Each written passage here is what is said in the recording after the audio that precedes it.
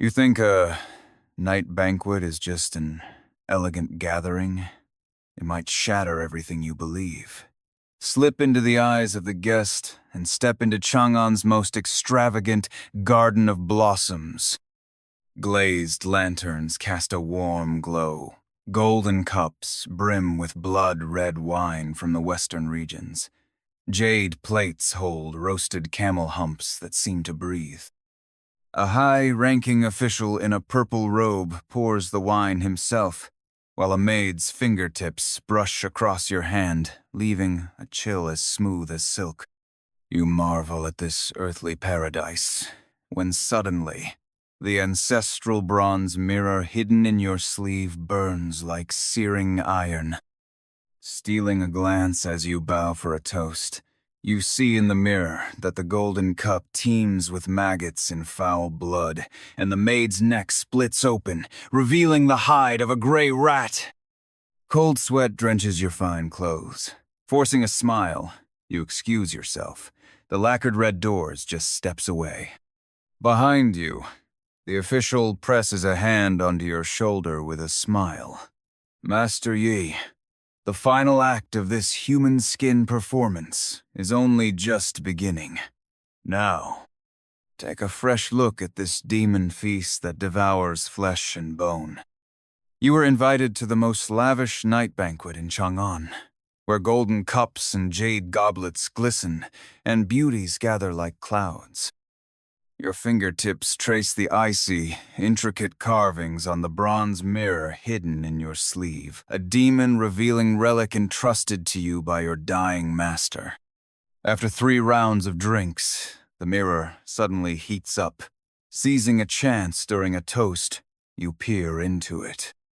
Every noble guest at the table turns to a skeleton of foxes and rats, the delicacies rot into writhing worms, and the exquisite wine thickens into foul blood. Dusk over Chang'an weighs heavy, still clinging to the heat of the day, mixed with a faint, earthy stench drifting from the mass grave outside the city walls. On Vermilion Bird Avenue, lanterns are lit, carriages and horses shimmer in the glow.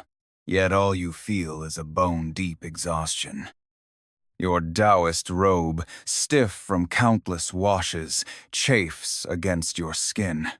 Deep in the sleeve lies the bronze mirror your master entrusted to you on his deathbed.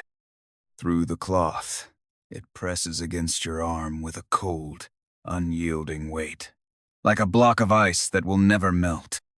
This mirror, once Ye fashion's talisman in his travels, is now your burden to bear. The invitation arrived that afternoon, delivered by a pale-faced young servant in green robes whose smile was overly eager. The golden-flecked paper bore bold ink strokes signed Wang Chongwen. You know that name, recently promoted to Vice Minister of Revenue, now at the height of his power. The banquet was to be held at the Garden of Blossoms, in the eastern part of the city, a private estate famed for its opulence and elegance. Attend? Every instinct in you resisted. The waters of Chang'an run deep, and the toasts and games of the powerful often chill the heart more than any mountain demon. Yet, as your fingertips brush the cold, intricate coils carved on the bronze mirror, a thought creeps in beneath all these noble titles and silken masks. What else is hidden? For your master's sake, and for all the trembling souls, you must see the truth beneath this dazzling facade. So, you step into the carriage. Inside the Garden of Blossoms, the world feels detached from the dusty city outside. Huge glass lanterns hang high, their glow turning carved beams and painted rafters into a blaze of gold, as bright as day. The air is thick, with a sweet, cloying scent of Kiara incense, almost overpowering the aroma of the exotic dishes. Music from flutes and strings winds lazily through the air, wrapping around the guests' unrestrained laughter. Everywhere you look, silk and satin shimmer, jewels sparkle, and well-kept faces wear smiles, some real, some false, The host, Wang Chongwen, comes to greet you himself. Around 40, slightly plump with fair skin, he wears a purple robe with a golden sash, exuding refined grace. But his narrow eyes, though smiling, are like deep, ancient wells reflecting the dancing firelight but letting no warmth through. Master Ye, gracing us with your presence, what an honor for this humble home. Please, have a seat. His hand clasps your wrist warmly, but the touch is oddly cold and slick, like jade pulled from icy water. The mirror in your sleeve trembles slightly at the contact. You pull back your hand without a hint of offense, bowing politely. Your courtesy is overwhelming, Minister Wang. I am unworthy of such honor. Your seat is placed close to the head of the table, where a rosewood stand already groans with delicacies. Ruby-like shrimp sashimi, fish slices white as carved jade, and a jade arm stew wrapped in gold leaf, shaped like a child's arm. Crimson wine from the western regions gleams in golden cups, casting a kaleidoscope of colors. The maids, draped in gauzy fabrics, glide between the guests like swaying willows, their fragrant breeze following them. Their steps are so light they seem to walk on clouds, skirts swirling without stirring a speck of dust. You lower your gaze, lifting the warm jade flask in front of you, and take a slow sip.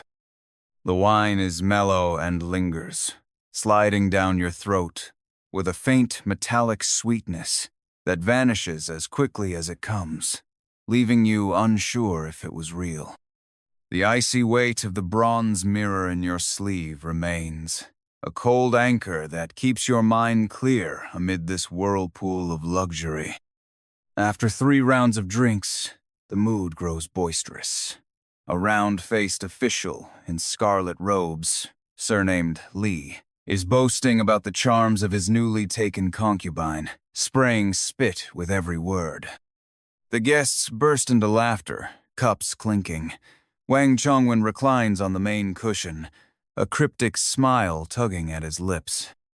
His eyes sweep the hall, occasionally pausing on you, his gaze like a cold serpent's tongue, laced with scrutiny and a hint of mocking amusement. You maintain polite silence, letting your eyes drift over the faces lost in wine, wealth, and desire. Under the wide sleeve, your fingers unconsciously trace the familiar patterns of the bronze mirror, the coiling dragons etched into your memory. Then, suddenly, a scorching heat explodes from your sleeve. It's so abrupt that it feels as if the mirror has turned into a red-hot brand. Your fingers flinch, and your heart clenches as if seized by an invisible hand. What is happening? This ancient relic, passed down for generations and used by your master to subdue countless demons, has never reacted like this. You keep your expression calm, even leaning slightly, as if listening to the official beside you while your fingers probe the mirror in your sleeve. The mirror's surface is burning. The heat sears through the fabric, biting into your skin, pulsing like a warning. A chill races up your spine, cutting through the haze of wine. Beneath this hall of wealth and laughter, could there truly be some unspeakable evil lurking? Your chance comes when a maid approaches, holding a gilded wine pot with graceful poise. As she bends slightly to pour your drink, a strand of black hair falls along her neck, exposing a strip of flawless, snow-white skin. At that instant, you raise your arm naturally to toast, positioning the wide sleeve to face her. The angle of the bronze mirror aligns perfectly, reflecting her lowered profile and that pale neck. Your gaze, shielded by the wine cup and sleeve, darts like lightning to the mirror's surface. A deafening gong seems to crash in your mind. A wave of dizziness grips you, your stomach churning, threatening to vomit up every drop of wine. Gone is the delicate, charming maid. In the mirror's smooth surface, you see a hairy head, sharp snout, beady eyes, dirty gray-brown fur, and a pair of pointed ears twitching in alertness. It's the head of a giant rat. That enticing porcelain-white neck you saw moments ago is, in the mirror, gray and wrinkled, covered with coarse rat hide. The gilded wine pot in its hands is twisted into a rotting log, crawling with white maggots. Dark, red wine oozes from the cracks, reeking of filth. Cold sweat drenches your inner robe, sticking to your back. Your fingers grip the wine cup so hard your knuckles turn white, barely holding yourself together. Your heart pounds against your ribs like a war drum. A surge of terror and absurdity crashes over you like an icy tide. Fake! It's all fake! These guests, this luxury, these tempting delicacies are all carefully woven illusions. This is no promotion feast. This is a demon's banquet wearing human skin. You choke back the metallic tang in your throat and the urge to vomit, forcing yourself to maintain a facade of calm. You even manage to squeeze out a stiff smile and nod at the maid. After the initial shock comes a bone-deep clarity. You must leave now. The thought pounds in your mind with an intensity you've never felt. The burning in the bronze mirror doesn't stop, pressing against your arm like a red-hot brand, each pulse delivering silent pain and warning. Every extra moment here multiplies the danger. Taking a deep breath, you suppress the wild beating of your heart and plaster on just the right mix of apology and feigned drunkenness. Swaying, you push off from the low table. Cup your hands toward Wang Chongwen on the main seat and say with a hoarse, deliberately slurred voice, "Minister Wang, I can't hold my drink. This heavenly wine is far too much for me. My head's pounding. Please allow me to take my leave tonight, and I'll pay my respects another day." Before the words fully leave your lips, you turn away, stumbling toward the darkness outside the hall, that safe night beyond. One step, 2 steps, your heart drums violently. The muscles in your back tighten, every sense heightened, alert to every faint sound behind you. The music and laughter fade to a distant murmur. All you hear now is the searing heat of the mirror and the roar of blood in your ears. Just as your left foot is about to cross the gilded threshold and the cool night breeze brushes your face, "Master Yi!" A slick, soft voice, laced with a smile, cuts through all noise like maggots burrowing into bone. It slithers into your ear with uncanny precision. The tone isn't loud, but like a cold serpent. It coils around your ankle, freezing you in place. Your raised foot hangs midair, as if bound by unseen ice. Your blood seems to stop flowing. Slowly, painfully you turn, every joint rusted stiff. At some point, Wang Chongwen has left the main seat and now stands 3 steps behind you. His face, fair and plump, still wears a warm, almost caring smile. Yet under the cold, dazzling glow of the lanterns, you see it clearly. The last trace of humanity in his eyes is gone, replaced by pure, inhuman coldness and greed, like a venomous snake eyeing its prey. His mouth twists into an exaggerated grin, teeth unnaturally straight and white. Malice and mockery drip from every curve of that smile. "Master Ye," he murmurs, stepping closer, his voice dropping lower, sticky and nauseatingly intimate. "Why? Rush off. Such a night, such a feast, how could one waste it? And besides," he draws out the words, his narrow eyes narrowing further, glowing with a ghostly green fire that locks onto you like a will-o'-the-wisp. "The grand finale hasn't even started." "Finale?" Your voice is so dry, it scrapes like sandpaper, barely holding onto a shred of composure. Inside your sleeve, your hand grips the searing bronze mirror. I wonder, Minister Wang, what you mean by that. Wang Chongwen or whatever has taken his body lets out a strange, snake-like hiss of laughter. The sound is low, yet it stabs at your eardrums like icy needles. He suddenly steps forward, his bloated, human-like face now inches from your nose. A wave of Kiera incense mixed with a rotting, sickly, sweet stench slams into you, making you gag. Of course, his voice is a venomous whisper, each word dripping with icy poison. Your pure Taoist essence, Master Ye. The green fire in his eyes flares with greed, and that little mirror in your sleeve that makes me itch all over. In that instant, the room erupts in chaos. Wang Chongwen's face contorts violently. Under his pale skin, countless dark, bluish scales writhe and swell like living things. His mouth tears open at an impossible angle, ripping all the way to his ears, revealing rows of long, barbed, razor-white teeth. A forked, crimson tongue, like a viper's, snaps out from the monstrous maw, dripping foul-smelling slime, striking straight at your face. At this brink of life and death, survival instincts crush all fear.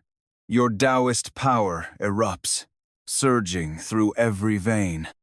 Heaven and earth, lend me your might. Command! The roar explodes from your chest like thunder. The power you've stored bursts forth like a flood, pouring into the bronze mirror. Already burning hot, the mirror suddenly flares with a blinding golden light, sharp as blades. The golden light slashes through the decadent illusion. Boom! A deep rumble shakes the world, as if the very space groans and cracks apart. The resplendent hall before you shatters like fragile glass. The lanterns snuff out, transforming into floating wisps of eerie green fire. The carved rafters rot and peel, revealing charred, twisted beams and mold-covered walls. The polished golden bricks beneath your feet crumble and split, dissolving into a slick, stinking black muck. The guests' elegant robes crumble into ash like burning paper money, revealing their horrifying true forms. The maid pouring wine now stands revealed as a massive gray rat, half as tall as a man, its greasy fur glistening. Upright on its hind legs, it still holds the pot with long, bony claws, but that pot is now a rotting, severed arm, dripping black fluid. Its beady red eyes shine with fear as it screeches. The round-faced Lord Li, bragging about his concubine moments ago, lies collapsed, his fine scarlet robe hanging on nothing but bare bones. In the hollow sockets flicker pale blue flames, and the jawbone clacks open and shut, still mimicking the chatter of his past life.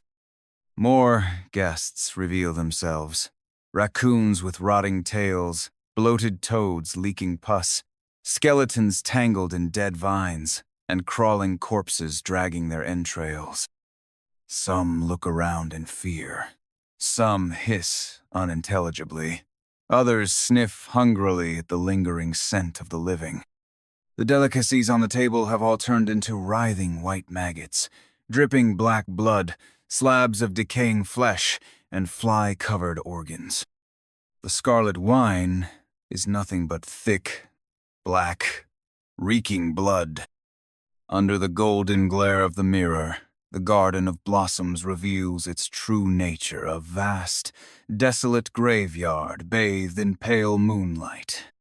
Broken tombstones jut from the ground at odd angles, twisted dead trees claw at the night sky, and countless graves are ripped open, exposing rotting coffins and scattered bones. A wailing wind howls through the ruins, scattering ash and splinters of bone. Before you, the human skin of Wang Chongwen melts like snow in boiling water. A massive serpent, thick as a barrel, rises, its entire body covered in dark blue diamond-shaped scales. Coiled atop the ruins of the main seat, it radiates a suffocating, rancid cold.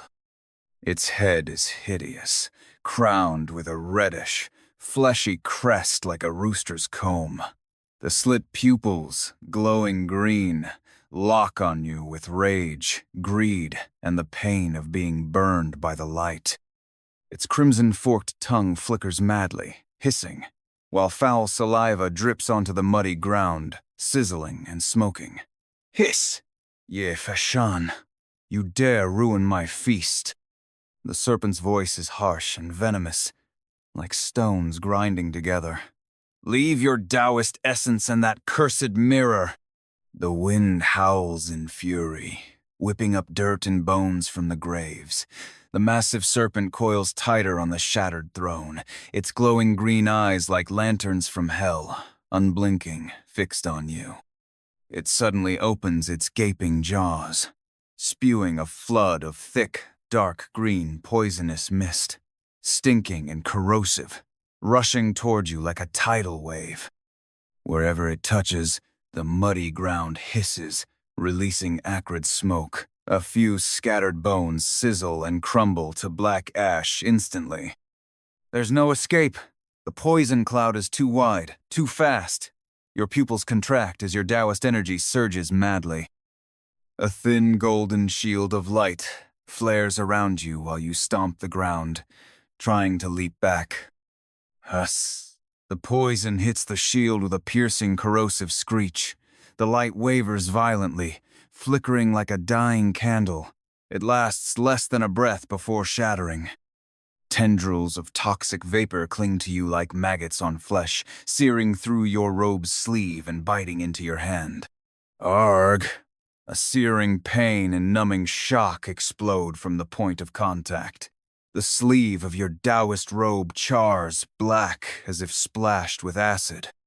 The skin on your hand burns with an agony, like countless red-hot needles stabbing all at once. Darkness flickers at the edges of your vision, blood surges, and a metallic taste floods your throat. You stagger back several steps, slamming into a moss-covered broken gravestone.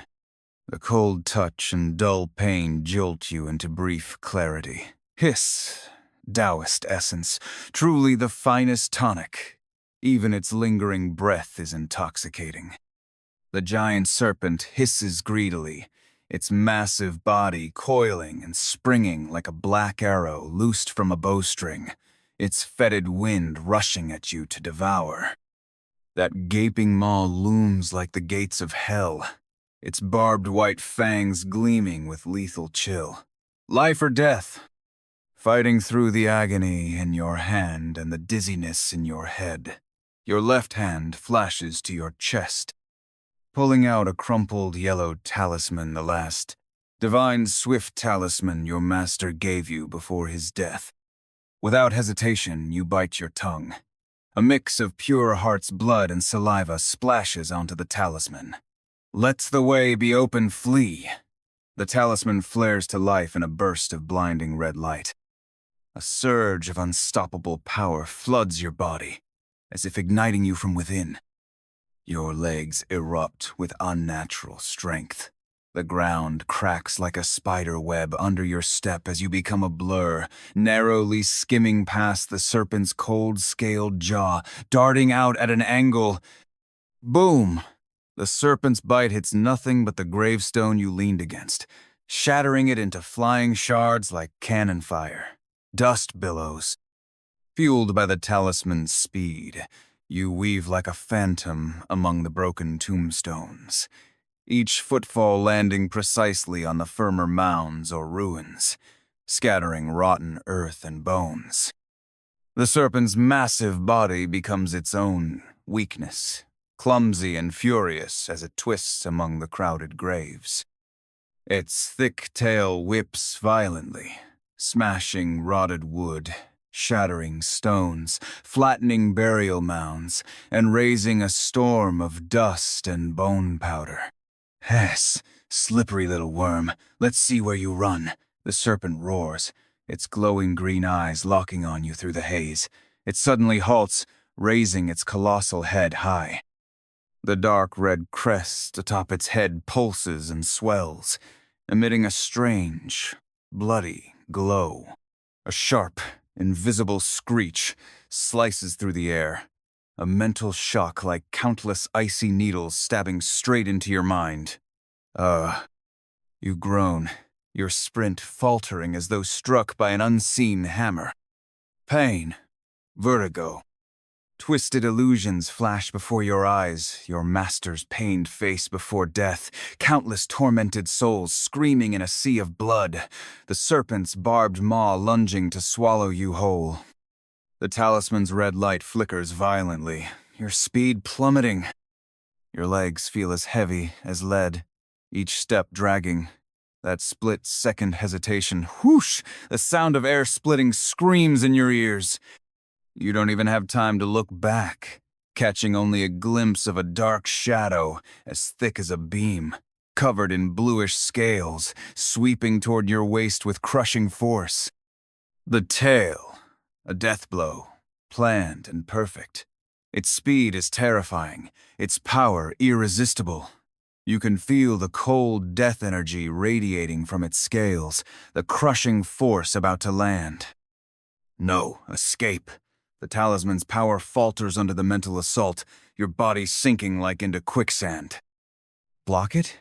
With mortal flesh against this monster's full strike? Impossible! The shadow of death is clearer than ever. Despair grips your heart. In your sleeve, the burning bronze mirror senses its master's mortal peril and erupts with a heat unlike anything before.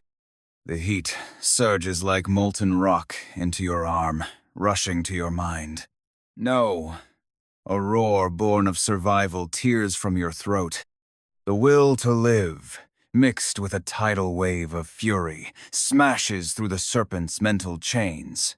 In the fraction of a heartbeat before the tail hits, you act against all reason. You lunge forward instead of back. Using the last shred of speed from the talisman and your own momentum, you dive toward the sweeping tail. Not to collide head-on, but to spin with impossible agility, like a spirit ape, rolling with the tail's force. At the same time, the bronze mirror in your right hand, charged with every last drop of your Taoist energy and boiling blood, smashes down with precision onto the midsection of the tail. You aim for the tiny seam of soft flesh between its scales. Thump! A sickening tear echoes out. The sharp dragon patterns on the mirror's edge, empowered by your energy, blood, and the serpent's own terrifying force, cleave like molten blades through hardened fat slicing straight through the iron-tough scales. Arg! The serpent's shriek, twisted with agony and disbelief, shakes the entire graveyard. The broken stones around you vibrate violently. A fountain of dark green, foul-smelling demon blood gushes forth. Nearly 10 feet of thick, coiled tail is severed. The stump is a mess of torn flesh and shattered bone, scales splattering foul blood in every direction. The severed piece thrashes on the ground like a decapitated python, flinging mud and bone fragments everywhere. The pain rips through its demonic soul. The serpent's main body convulses violently, its huge frame rolling and smashing every ruin nearby into dust. The green slits of its pupils narrow into sharp lines, burning with hatred so fierce it could incinerate the world. It fixes on you now, its greed replaced by pure, unrelenting murder. Yi Fa Shan! The serpent's voice, distorted by pain, grinds each word out like stone on stone, dripping with venomous hatred. I'll swallow you whole. I'll grind your bones. I'll rip out your soul and roast it in the ghostly flames for 1,000 years. Its massive head whips around, and the dark green demon blood spraying from its stump gathers under some invisible force, forming dozens of sticky, stinking blood arrows. They screech through the air, rushing at you from every angle, each one carrying corrosive, vile power. You've just spent everything cutting off its tail. Your body is weak, the talisman's glow gone. The spots on your hand corroded by poison burn and tingle, the numbness spreading up your arm. Seeing the blood arrows blotting out every path of escape, a flash of desperate resolve ignites in your eyes. Is this the end? No. Even if you die, you'll take this beast with you. You bite down hard, blood flooding your tongue. With a spray of boiling heart's blood, you ignite the last talisman clutched in your left hand. This is no speed talisman. Its surface is violet, its vermilion runes so intricate they almost dance, faint lightning energy pulsing from within. It is your master's final trump card, the Lightning Bane Talisman. Its power is absolute, but it demands vast energy or blood, and the caster risks being struck down as well. Heaven and earth, lend me your might. Lord of Thunder, heed my call. Smite the evil. By this decree, you bellow with your final breath, your voice cracking like torn silk, filled with savage resolve. As the incantation ends, the purple talisman bursts with a searing white light, blinding to the eye. A violent, annihilating force descends from the heavens. Crack! A lightning bolt, thick as a barrel and white as death, rips through the dark, splitting the oppressive gloom above the graveyard like a sword of divine judgment.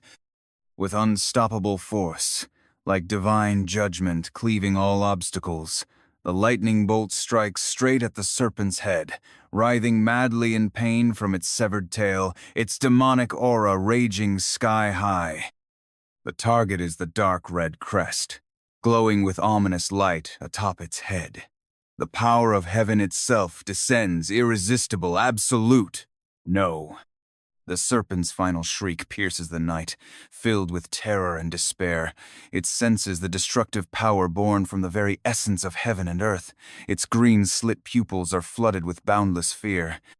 It thrashes desperately, trying to pull back, its massive body curling frantically.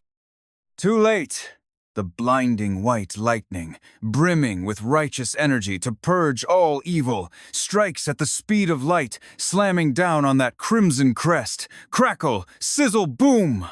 The hiss of burning flesh and the dull roar of an explosion sound together. The serpent's hideous head is swallowed in a flash of searing light. Its dark blue scales, once hard as iron, crumble like paper before the lightning, blackening, cracking, and bursting apart. The crest that served as its demonic core vaporizes in a fraction of a second, like ice tossed into molten steel. A stench, indescribable and choking, a mix of burnt flesh, foul blood, and the tainted energy of evil being purified explodes into the air. The serpent's mountain-sized body goes rigid. Its frantic thrashing halts abruptly. Then, as if all its bones have been pulled out, it crashes heavily to the ground. A cloud of dust mixed with blackened chunks of flesh and bone ash rises into the air. Its body still twitches unconsciously, but its head and part of its neck have been reduced to charred. Smoking remains beneath the wrath of lightning. The air is thick with the stench of ozone and burnt protein. You collapse to one knee in the freezing mud, gulping for breath, each inhalation tearing through your lungs with unbearable pain. Your left palm is blackened, scorched by the backlash of the lightning talisman, the pain stabbing to the bone. Your right arm trembles from exhaustion after wielding the bronze mirror. Your robe is in tatters, soaked in mud, dark green demon blood, and your own blood. Darkness dances in your vision, your body on the verge of collapse. Is it over? Finally over? You lift your head with difficulty, staring at the serpent's smoking, charred remains. But the moment your gaze falls upon it, another horror unfolds. At the stump of its lightning-severed neck, the charred flesh begins to writhe violently. Something is struggling inside. With a wet pop, a dark red mass the size of a fist bursts out, its surface crisscrossed with black, pulsing veins, beating like a heart as blood and scorched tissue splatter around it. The lump moves like a red meteor, shooting into a nearby rotted coffin, half buried in mud. A heartbeat later, the thin, decayed coffin lid explodes with a sharp crack. A small, hunched figure, no taller than a 7 or 8-year-old child, bursts out, carrying the stench of fresh blood and damp earth, darting like a frightened rabbit. The figure moves so fast it's a mere blur, vanishing toward the darkest depths of the graveyard, where the tombs are thickest and the yin energy is strongest. Under the bleak moonlight, you catch a glimpse of the child's back as it runs dark blue scales flash across the back of its neck. A chill so cold it pierces bone shoots from your feet to the crown of your head. A fear even deeper than when you face the serpent grips you. A decoy. A possession. This fiend has another trick. It's not truly dead. It abandoned its massive, lightning-struck body and, with some twisted sorcery, forced its remaining demon soul into the corpse of an unknown child buried here. It's running. You won't get away. You roar, your voice hoarse, eyes bloodshot with rage. You try to rise, but your body has reached its absolute limit. The backlash from the lightning talisman surges through you like a tidal wave. Pain and weakness black out your vision.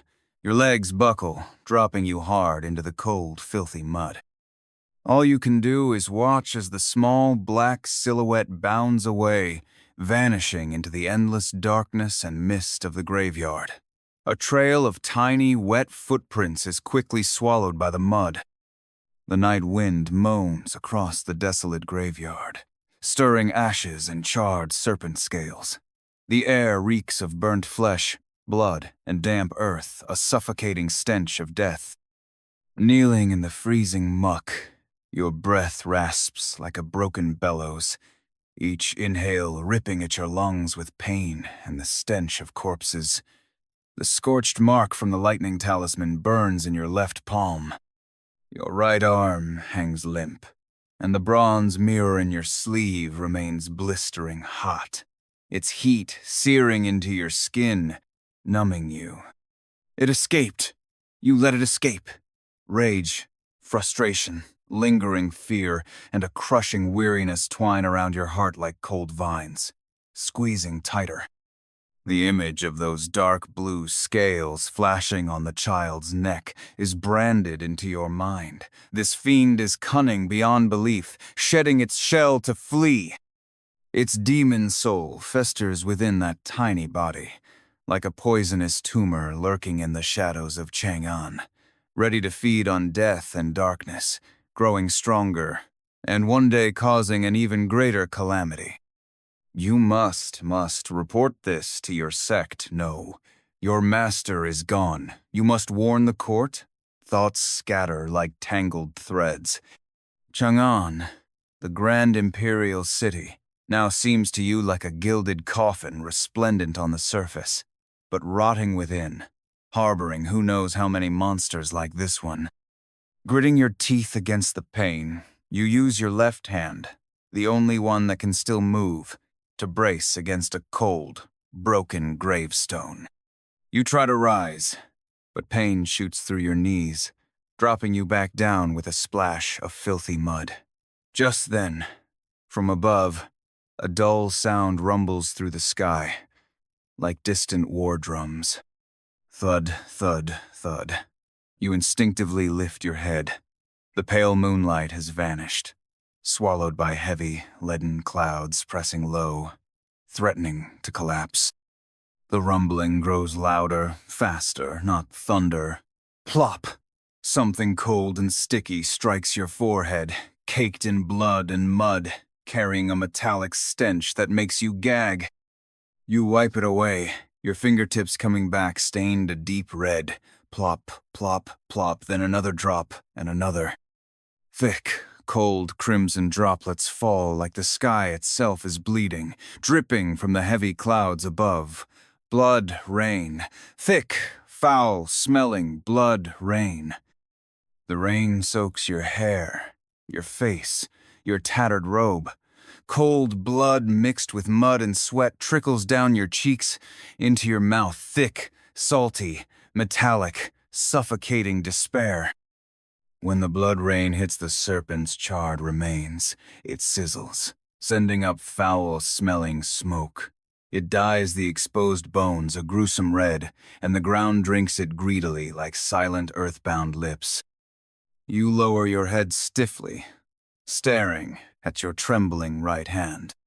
Under the dim, ghastly light, you forcefully reach into your sleeve, coated with mud and dark green demon blood, and pull out the blistering bronze mirror. The mirror is still burning hot, its coiled dragon pattern shimmering darkly under the blood rain. Trembling, you summon the last of your strength and slowly turn its surface upward. In the cold, smooth bronze surface, a face stares back at you. It's your own, smeared with mud, blood, and sticky rain. Your face is pale as death, lips cracked, and in your eyes is a hollow, dazed emptiness born of surviving catastrophe. At your temple, where the serpent's tail grazed you, a thin wound bleeds slowly. Blood mixes with the rain, carving a vivid red trail. The reflection shows you battered, exhausted, scarred, with fear still lingering deep in your gaze, and a chill beyond words at the blood rain and that fleeing demon. Plop, a heavy, thick droplet of crimson rain splashes on the mirror's cold surface, bursting into a tiny, sinister flower of blood. The stain spreads quickly, blurring your blood-streaked face in the graveyard shrouded in blood, rain, and silence. Only the mirror itself, with its soul's searing heat, presses into your fingertips, etching itself indelibly into your very soul.